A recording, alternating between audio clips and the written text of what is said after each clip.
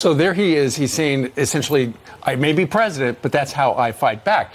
Clearly, what he doesn't like is he does not like stories that he feels are not fair to what he is doing. And so that is, it started out as fake news, and then it eventually turned into enemy of the people. And Jim VandeHeye's a talker right there about what if somebody takes it, somebody's listening to that and they think, okay, that guy that I'm seeing at this rally is an enemy of the people. What should I do about it? How frustrating would it be if you're the president of the United States and every single time you turn on the TV, on most of the channels, they're misconstruing what you say, and you know your heart and you know your words and you know your voice, and then you watch other people report on what you say and it's completely different than what you mean. Well, that has to be frustrating, and that's why he's saying it's fake news. And he's saying if you don't want to be called the enemy, then get the story right, be accurate, and report the story the way that I want it reported. Yeah, I think it's a good point. I also think that there's always a risk when you're a public speaker of people misinterpreting your words that are mentally unbalanced. Like the guy living in his van showering at a health club who's a Bernie Sanders worker ends up shooting up a baseball field because he looks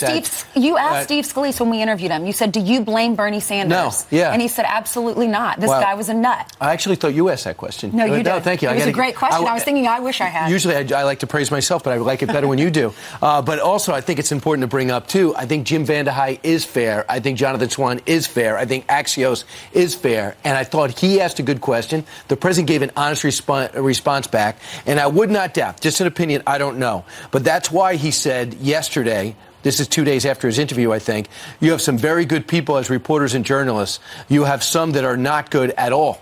He showed a dissemination, so maybe he is somewhat moderating. But the president has got the biggest megaphone in the world, and whether it's Twitter or when he's out and about and he says that is not true, he is branding it. That's not true. Well, I'm going to bring this up, too, before we go to the soundbite. Bernie Sanders last night said the president's the most racist, xenophobic, anti-gay, homophobic.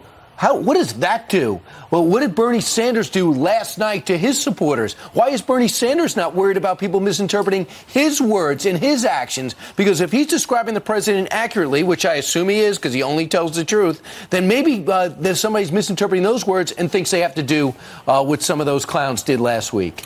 So now you just heard from the interview with Jim VandeHeye and Jonathan Swan. The president of the United States uses the term enemy of the people to fight back to the press. That is not true in his estimation.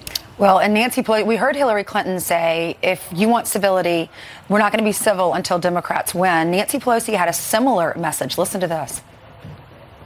There's been a lot of talk lately about